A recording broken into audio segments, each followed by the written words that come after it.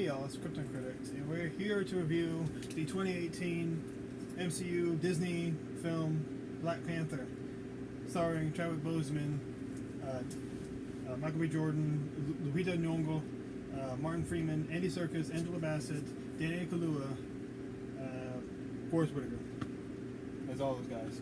Well, all right. And to represent Black Panther, I'm wearing a Black Panther shirt, and I have this awesome cover of Black Panther fighting off Klansmen. It's fucking awesome. That was written by Stan Lee, who is one of the half of the guys that made this awesome character who's finally, gets his own movie, and not only comic book fans, but a lot of black people have been waiting for this type of movie where we have this kind of representation.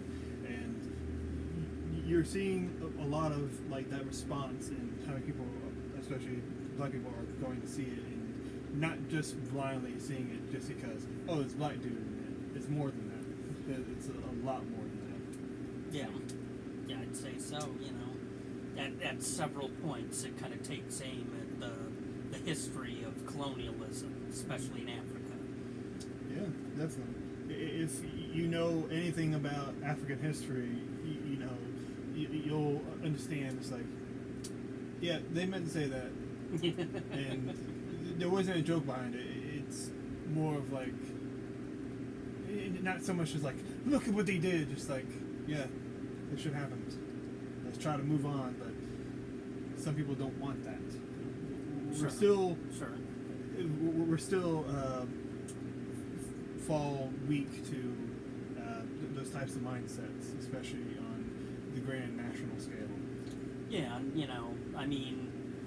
I think kind of the way the movie kind of set history against modern events, against modernity, against tradition, kind of speaks to there isn't really a moving on. There's you acknowledge the history and then you move on to the future, but you carry what happened with you. Do you know what this movie reminds me a lot of? Long Back, the Thai Warrior.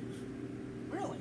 Well, you have a character that's from another place, and it's pretty much shielded off from, everyone else.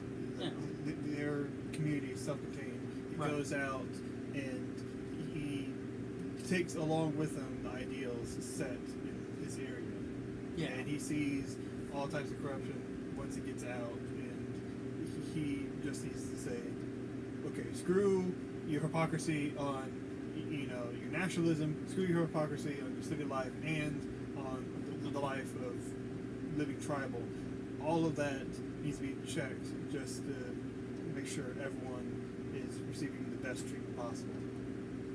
Okay, yeah, I see it. Now, obviously, T'Challa has a lot more power than that dude did. Well, sure. And he has a shit ton of money.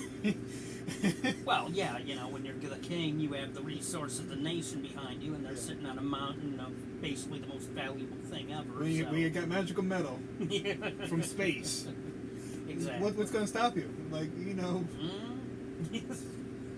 Well, almost some kid from America, which, there you go, damn Americans. Okay. We screwing stuff up.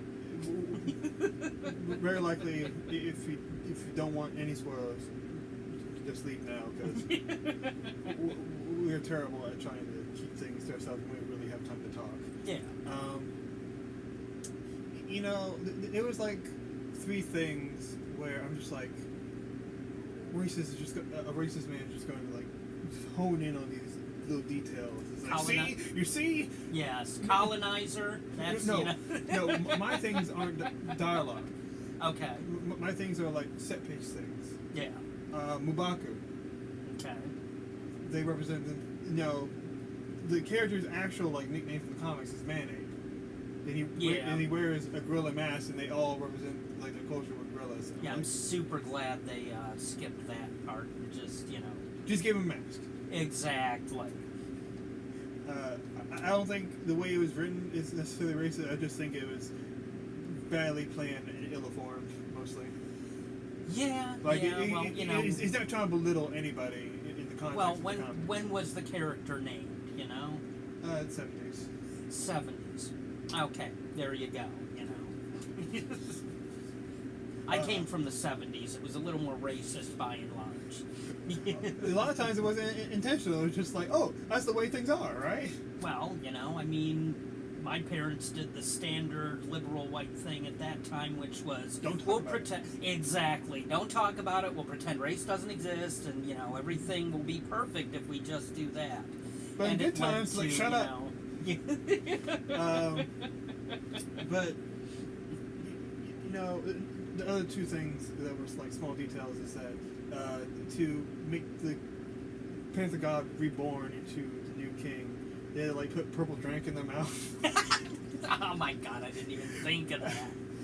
And another thing is, like, the show that they are true Wakanda, they have to show the lip, and I'm like, do they really have to make the symbols blue? Because I'm just thinking like old racist term of like blue gums. Oh my god. Okay, didn't even think of that. Now, either. none of this is trying to belittle anything. This is, if anything, it's me like thinking way too deep. I'm in the deep waters with this crap. But other than like me thinking it's just like racists is just gonna have a field day. You know. Anyway, fuck racists. Yeah, well, they always do. They always find some crap to, you know. You see, he's fighting Klansmen because they're evil. Exactly. They're not good people. No. If you you know, think that, now- leave. Now Leave they my want to videos. call themselves alt-right, but they're the same shit they were back, you know, when that was written.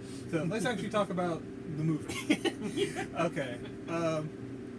Now, Black Panther, even well before I saw Civil War, had been my favorite character in superhero. And I was wondering, like, what are they going to do else with the character? Because I loved his introduction in Civil War. You know, there were so many things they added in the movie. I'm just like, how are they going to control this? And, like, how are they going to control it? And just like, oh, you remember that guy that was in that fight? Well, we're going to give him his own movie. It's like, sure. Okay. And they did, and it's very well done. I loved just the relationship they had with his little sister, Shuri, who made all the tech, and she made the trains and shit down in the large crevice where the meteorite of vibranium lives. Right, you know, like many technologists, she kind of chafed at all the older traditional stuff. But unlike a lot of technologists, she basically went along with it. She just kind of, you know, took shots at it here and there. So that was kind of cool that she was, you know, still traditional and she wasn't like this huge iconoclast like, you know, the average tech bro. You know, one of the producers of this movie said that Shuri has a higher IQ than Tony Stark. Good. Tony Stark isn't that damn smart. He's very technologically sounded in mind, but his moral compass can be thrown so quickly and not really think about consequences. High IQ, shitty emotional intelligence. Yeah, and I think part of that is just like his complex. I think part of it is his complex relationship with his dad. Yeah. Parents tend to screw people up, which, you know. But that was not intentional. Yeah, but it comes into this movie too, you know, the except, you know, T'Challa's father, you know, had like one major screw up that was big, whereas Tony Stark's dad was, you know, kind of screwed up across the board, kind of, a little bit. In Civil War, you know, Iron Man says that I hated you as a kid. He was talking to Captain America because he cared more about you than he did me. Yeah, wow. Now, I also love the character Okoye. She was one of the members of Dora Milaje. They're like the female Secret Service that have the giant spears. They're all awesome. Okoye has some really great lines that are very funny. It was funny to see her like awkward in Seoul, South Korea with the wig. She didn't want to have that. Yes. I loved that they didn't end up being just like standard one-dimensional movie bodyguard types. They weren't just, you know, like mannequins to be the backing of the hero. They were full-fledged characters with depth on their own. Yeah. It was awesome. I even liked Nakia. I wish she would have done a little more, because most of what she does is like she has like backwater deals with other people that we don't know anything about. Right.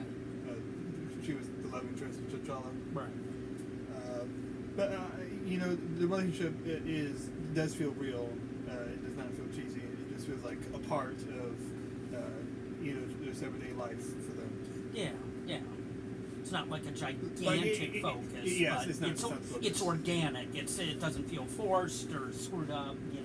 It's not intrusive. It's just there as a natural part. But I do have a corny joke about this movie. Oh God. Okay, so like the two white guys we have in this movie Right. are Andy Serkis and Martin Freeman. One of them was in the Hobbit movies, and one of them was Gollum in all of the Peter Jackson Lord of the Rings. I see where you're going. I see where you're going. Are they the Tolkien white guys? The Tolkien white guys. Yep.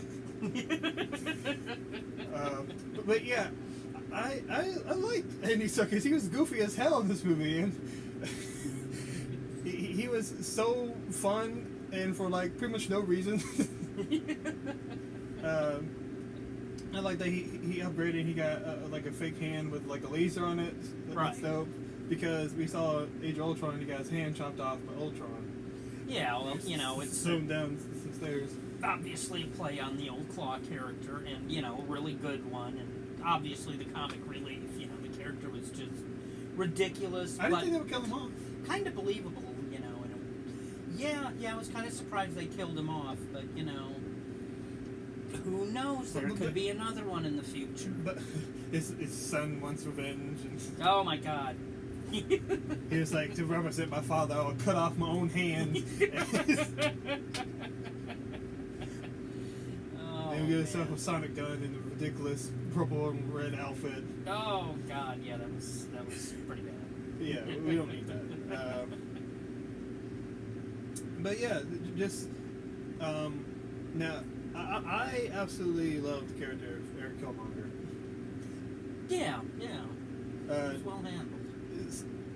Some of his dialogue is very much of Oakland kid, and Yeah. I wasn't sure how that was going to work. I already put together some of like what I thought part of the plot would be, Right. because I watched the trailers a lot.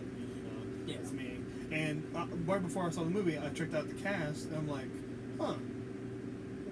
They have two actors playing T'Challa's father. I'm like, oh, that means we're going to have a flashback, right? And I was exactly right. Yeah. And he did not age gracefully. Not really. But yeah, I thought it was interesting to start off. I love the intro where it shows in like vibranium powder. It Right. reminds me a lot of like the technology that was shown in Man of Steel, where they would like make figures out of like a bunch of gray dots everywhere. Yeah.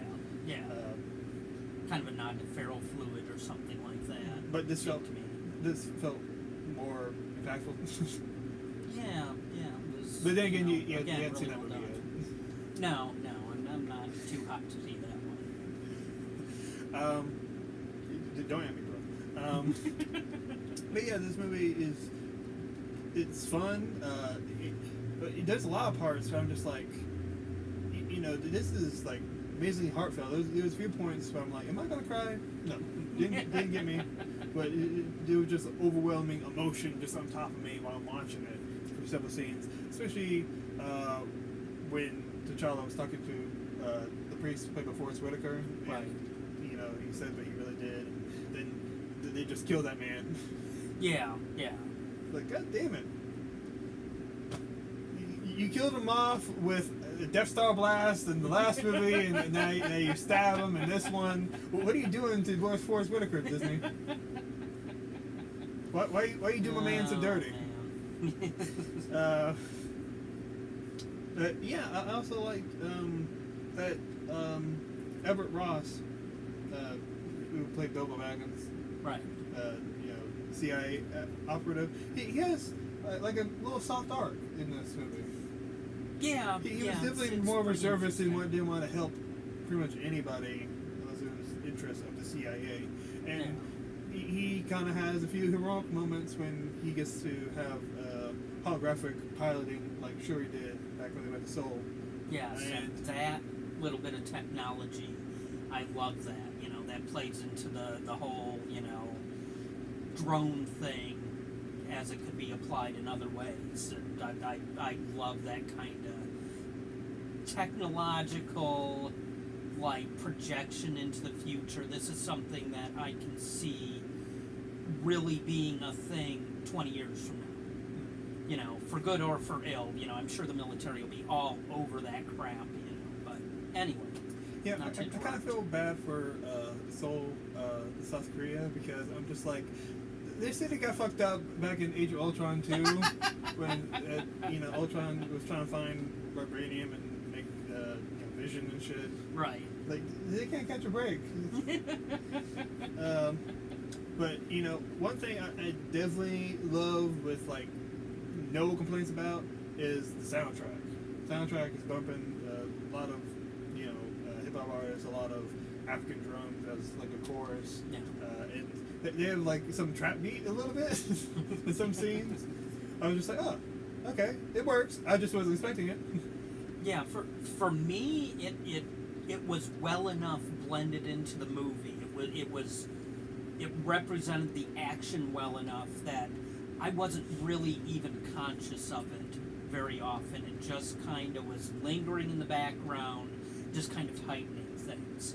When I wanted to hear it, it was there, but when I was into the action, it was just faded into the background. You know, which is kind of what a soundtrack is supposed to do for me, for my thinking. It's there's an intensifier, and it did its job. So, you know, let's go over this all the major action scenes and minor action scenes. First one we got is T'Challa jumping out of his plane and I guess fighting Boko Haram. I don't fucking know. Yeah. He's in Nigeria. There's like terrorists. Yeah, they kind of seem that way. Terrorists all look the same to me. That's not a racist thing. It's just terrorists in general. Right, exactly. He whoops their ass, and you know, you were mentioning earlier that you know, some of those shots weren't the greatest because it's hard to read. For me, I agree. that was the muddiest action in there. I mean, far from bad. I've seen much worse in action movies. Yeah. I think part of it is they were still trying to, you know, be a little mysterious and kind of tease what we're supposed to be, you know, supposed to be seeing. And I don't think that was really necessary. Now, you know, when they spotlight him up in the tree, Black Panther up in the tree suited up, that was a pretty cool little shot. But most of the action, it was kind of like, I was looking at it going, okay, I know he's kicking somebody's ass, but I just kind of see this blur of dark motion, and then a dude goes flying, and I'm not sure what happened. But, so that was the least successful action in the movie. And, you know, it was still, like you said, it was still pretty decent. I've seen a lot worse. But also at the same time, I'm thinking, like, you know, it would be weird if that was it. It would. It's like, well, why are you smuggling these girls out in broad daylight? And why do you have, like, big lights on the side of the road? It just like, Yeah. it would narratively, it would have been very weird. But at the same time, you know, we love light. It's important to have lit things. So. Yeah, I mean, yeah, you couldn't have it with street lights, but it kind of feels like there would be a way to focus in on the individual action a little more so you could tell what was going on and then pull back, you know? Yeah, the only way I think you could do that is that you just move the sneak aspect and you just have them go past. You have, like, the Talon plane just put a spotlight. Yeah, you could have done that, but you know, by the end of that fight, the whole, you know, slipping through the dark and, you know, taking people out individually was pretty much gone, and he was just like, hey, you got a rifle, shoot me in the face, go for it, shoot me in the face. So, you know, the stealth was gone. So, maybe that was the intent, to have something, kind of freaky and blurry, and you don't quite want to know what's going on. And then, boom, you've got him getting shot in the face, and you're like, there he is. There's the man. I did enjoy the casino fight. Yes. I did like. I really enjoyed all the fights that was on the waterfall to figure out who is the next king. I thought all that was done very well. I think I wasn't. This is probably one of my not so favorite Stanley cameos. It just felt like too quick, and it felt like we gotta get it out there. Yeah, well, his health is pretty rocky these days, so maybe that was kind of. All right, he's feeling all right today. Let's get him in. I'm just saying this they could have done something funnier with it. Yeah, they could have. He was still kind of a funny character, so all right. But yeah, maybe not the best one ever. Like, he could have been like a janitor at the British Museum. Because why not? But yeah, this is definitely a movie that it's great to see on big screen. Yes. A lot of impressive visual effects. There's probably like one or two that are just like, you could do it slightly better. But it's,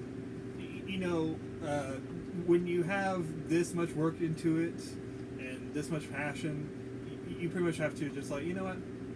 I have to let it slide. Yeah. I have to let it slide just because what they ultimately had gave you. Right. Like, I got this beautiful dish that I made, but there's like there's like one cat hair. Boom. So I think this movie is like near perfect. Near. I wouldn't say. I don't know if if it's gonna be ranking my top 10, but this is my favorite Marvel movie since Captain America: Civil War. So I liked it more than Thor: Ragnarok, Doctor Strange, Spider-Man, and Guardians of the Galaxy Volume 2. I'm just ultimately really surprised. I also enjoyed the banter that T'Challa has with Dan Lewis' character. I can't think of his name right now, but he was the dude with studs in his face, and he was xenophobic. Okay. And he called the rhinos. Right. Did your superhero movie have fucking rhinos? They didn't eat shit. They got rhinos fighting like 3 different armies at once and shit, and we got lasers being blasted. Yeah, the rhinos, that was a little weird, but I was rolling with it. The first rhino I saw where it's just unstable, it looked weird. Every other time after that, it looked fine to me. Now the all CGI, I know that. Yeah, they're. But the first time, I think it was just we didn't have like real context for it. You didn't have context. It wasn't an armor, and it's obviously supposed to be some super beefy, super buff war rhino that isn't like in reality really. So yeah, naked with no armor, it looked a little weird. But who doesn't look weird naked? Possibly one of my favorite characters now that I want to see in more movies is M'Baku, because he's just so hilarious. When he said, "I'm gonna feed you to my children," oh shit! Shots fired. Yeah, just kidding. We're vegetarian. Yeah, that was fantastic. Yeah. But yeah, this movie, once again, great soundtrack, great choreography, way things are shot. I did enjoy the last fight between Killmonger and T'Challa. But I liked them in the spirit world a lot more. Yeah. Just as character moments, and I felt it was more impactful. Sure. But how he dies and the speech he gives, that's beautiful. And he says, maybe you should throw me in the ocean, like the ancestors that intentionally went off the boat because they knew that killing themselves would be better than bondage. You know, and it's an interesting ending for that character, because that character struck me as really, really deeply symbolic.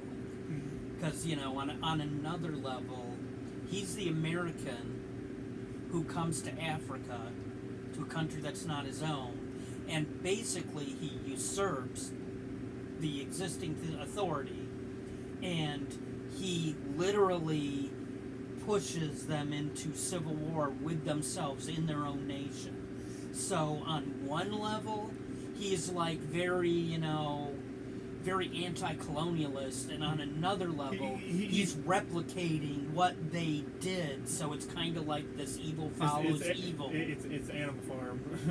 Kinda, yeah, kinda, yeah. He ends up embodying what he hates. And, you know, that's kind of the traditional path of hate. And he's extremist, you know, black nationalist. Right. Like, I was not expecting them to, like, bring that kind of thing up. I'm like, oh, Disney shows that they do have balls and that they can bring some real shit. And he says we need to, you know, take over our oppressors using, you know, like African technology that we can be proud of. You know, when he was a kid, the thing was going on before his dad died was the Rodney King riots in California. And I was not expecting them to, like, touch that with, like, a cattle prod at all. I'm just like, okay. Yeah. Shit. And, you know, they have the whole messaging of, you know, once you open your borders, not only to bring in refugees, but also to, if you have a more developed country, should you allow your development to other nations? Right, right. Because, you know, this whole movie is about the dichotomy of, you know, my nation and my nationalism versus the well-being of the world. Right. You know, they're very much like feudal Japan in that sense. How they want to stick everything that they have here, and it won't be a while before we allow anybody else in here. Yeah, and then, you know, you have basically, unlike, you know, feudal Japan, you have them, you know, kind of like contemplating this, you know, imperialism themselves. The sun will never set on the Wakandan Empire. I mean, you know, that's super in your face. Like, super in your face. And then, you know, you kind of have this ending where it's like, no, we're going to turn away from that because that's not right, and we're going to, you know, do outreach and try and help other people and do good in the world. So you got this whole struggle between tradition, modernity, you know, imperialism, anti-imperialism, isolationism, and, you know, being part of the world.